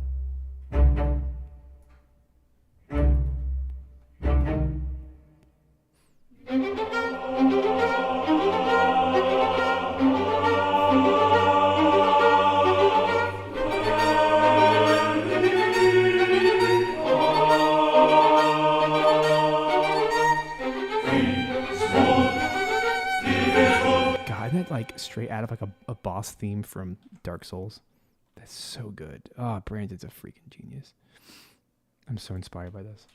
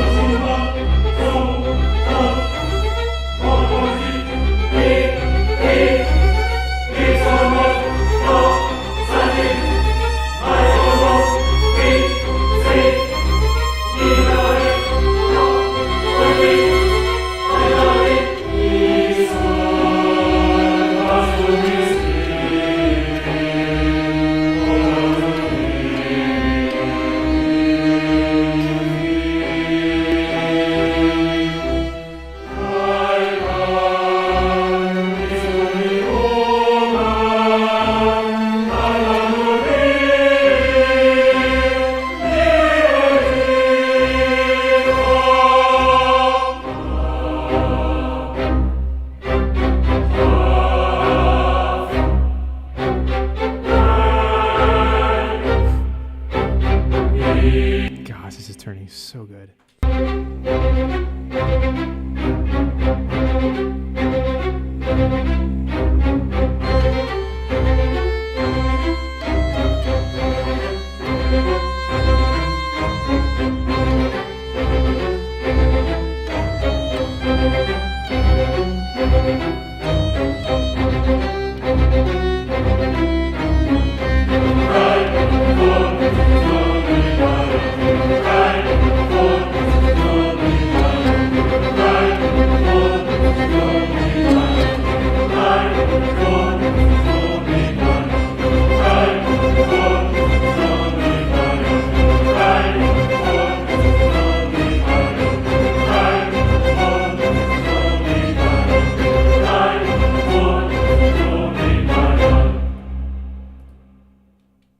So cool.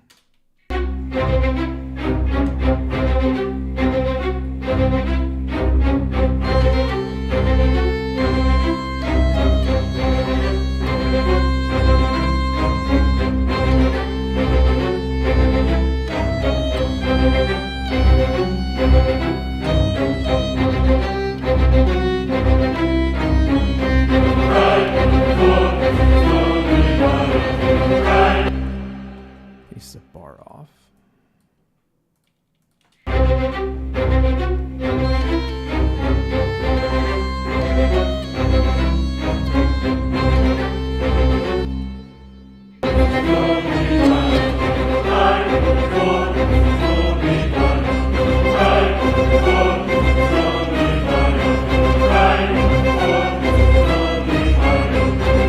All right, let's get the cello in place too.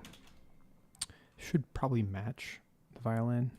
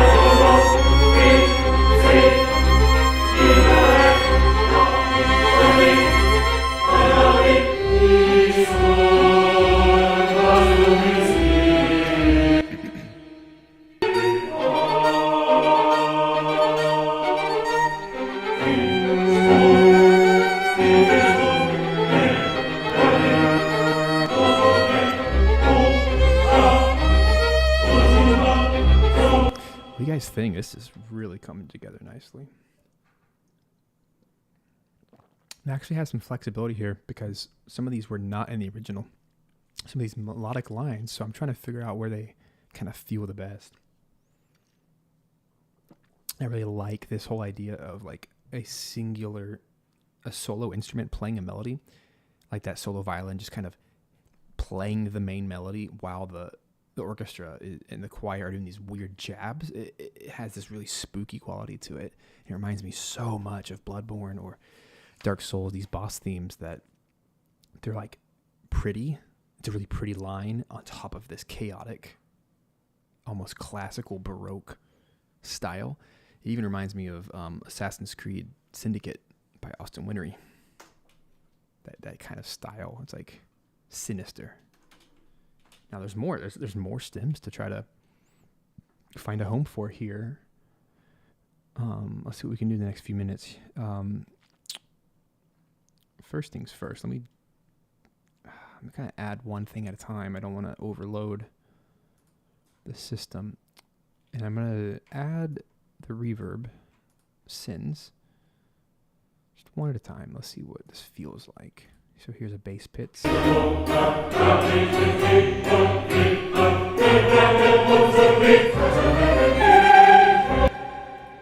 first things first. All of these need to become a group. Let's call them stems. That way I can move all of them together. What I want to do is move everything over at least one bar.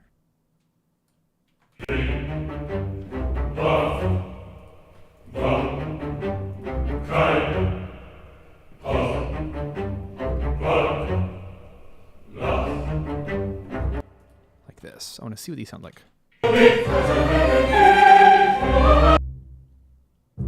Like that. So I'm going to put these in the strings grouping. I'm going to call this bass pits. We might want to keep the this staccato one too. See what that sounds like.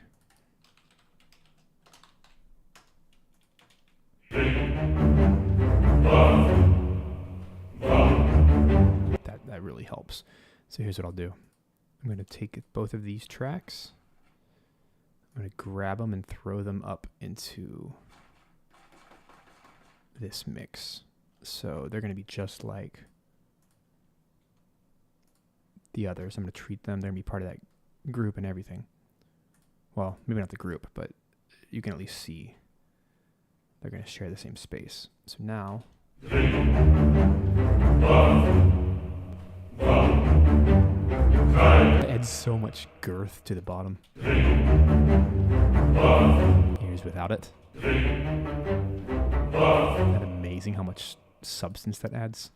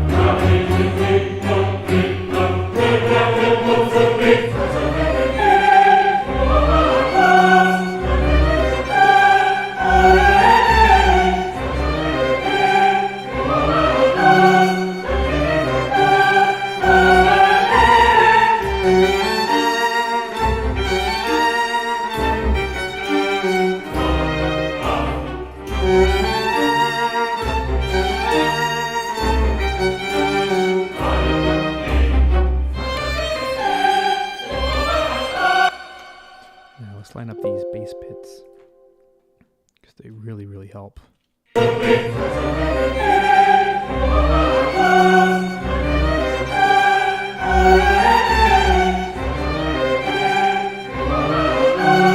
it is without the MIDI bass pits. Here it is with it.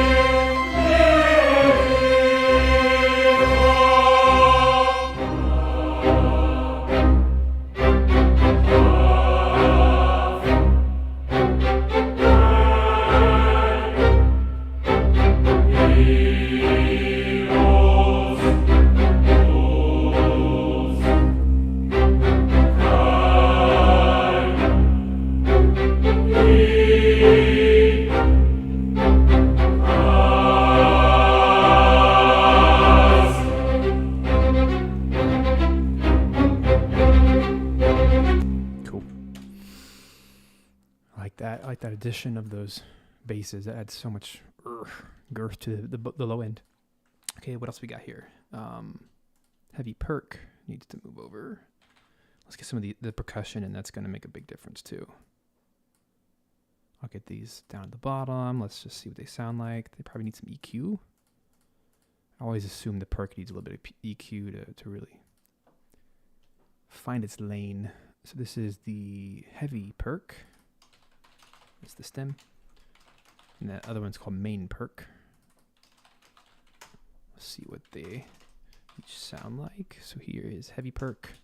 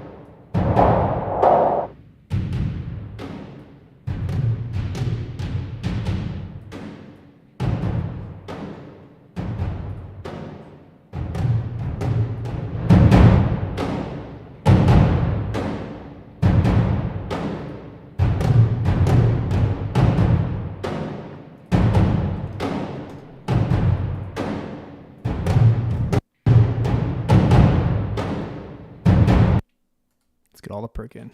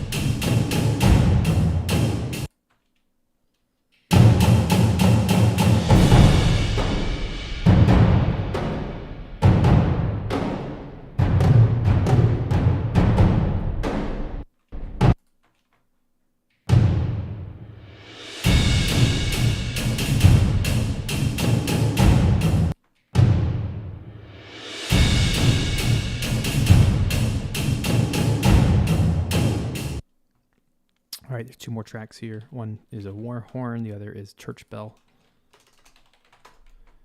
Let's see what those sound like. They don't come in till way later. Let's try to get all the EQs taken care of. Let's hear the bells. Here they are.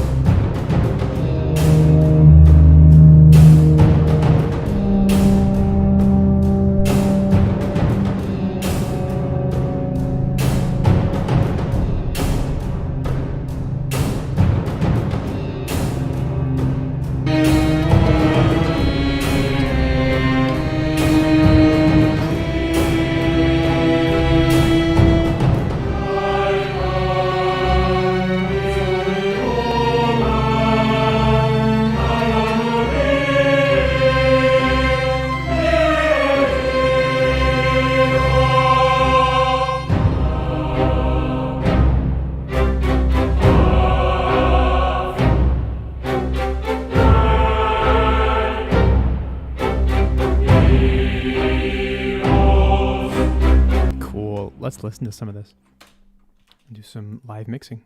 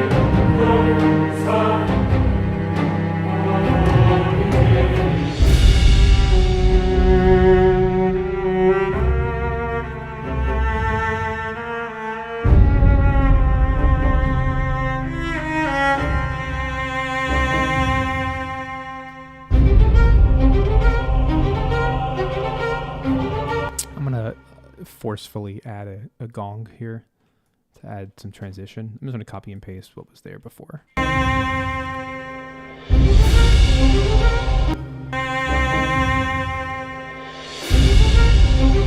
helps. It helps a lot.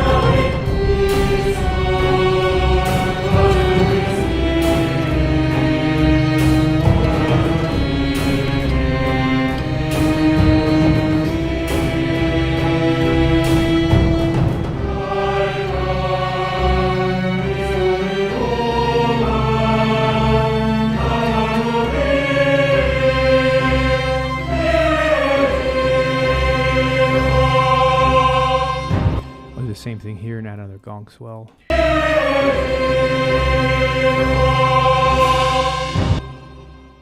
Which I guess, yeah, right here.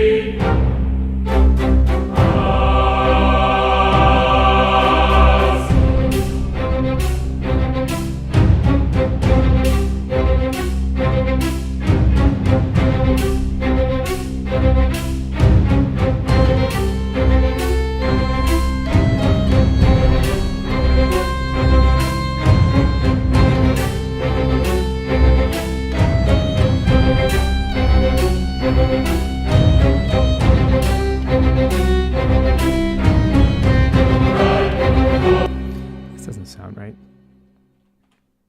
I feel like this is off.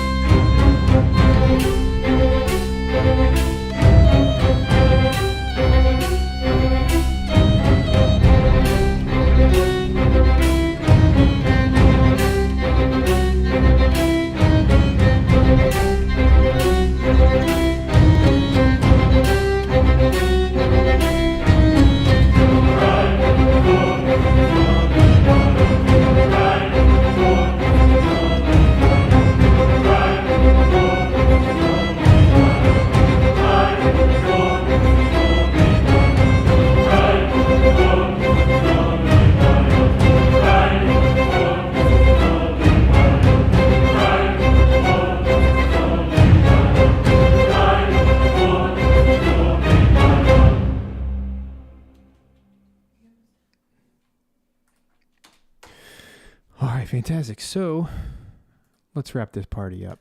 I think it is 90% there. I don't feel the need to tighten it up too much until I kind of get the final approval from the team anyway, that the timings are where they're supposed to be. So in order to wrap this up for today, I'm going to import session data. I'm going to import from another recent finished file.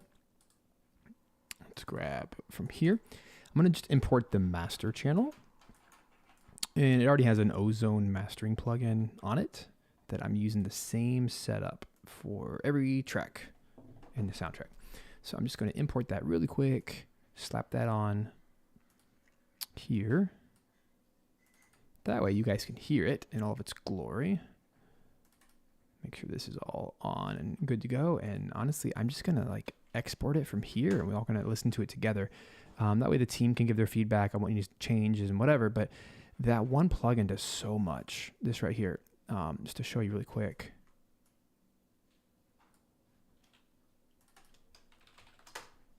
It has an EQ, so it's bumping the mids, or I guess the higher lows, taking away, scooping some of the mids and bumping some of the highs. It's doing more stereo imaging, mostly the low end.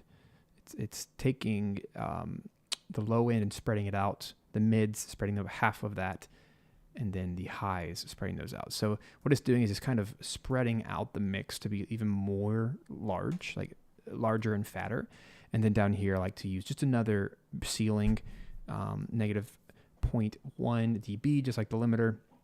But it's also a maximizer because down here, it is boosting the overall, it's a compressor basically. It's boosting the overall loudness of the track while keeping the target at negative 14 LUFS. And that's where you want your final masters to be. So, I mean, you're going to automatically hear when I go to a loud section, just listen to how much beefier this sounds.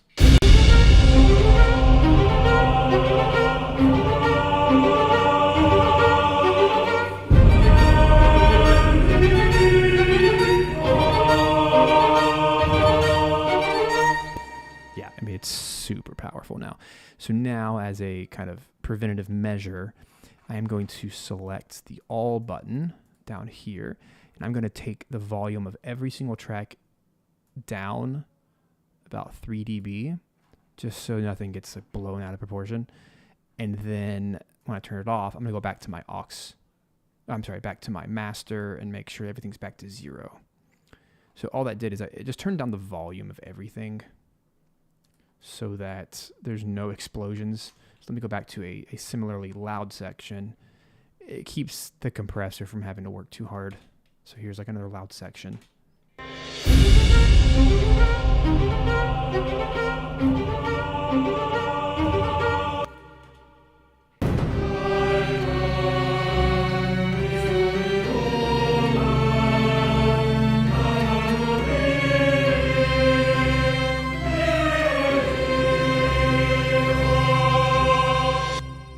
Man, that sounds so good. So now the final thing to do is to select my my markers from here to here, and we're going to balance it out. So that's all. That's it for today. Thanks guys for hanging out for the last couple hours with me. This is a final reminder that if you're interested in joining the Video Game Music Alliance, today is the final day. And final little note here, I'll show it to you really quick. Doors close for that tonight at midnight. So if that's something you're even remotely interested in, there's actually a 3-day free trial if you want to come check out the community, see what it's all about. It's all about leveling up as a video game music composer, composition, production, technology, and business. Let's go make some money doing what we love and supporting our families. That's what it's all about. So with all that, go check it out. The group's going to close tonight for quite some time until later this year, because we're focusing very hard on helping every single member inside the community. And it's not just like a come and do everything yourself. It's let's do this together as a group. Let's do assignments together. Let's have music feedback, and let's actually figure this thing out. And there's a course structure behind it all. 10 steps, 10 secrets to the video game music business and all that jazz. So with all of that, I'm going to bounce out this final track, and I will see you guys next week. So thanks so much for hanging out with me today. See you next time. Bye-bye.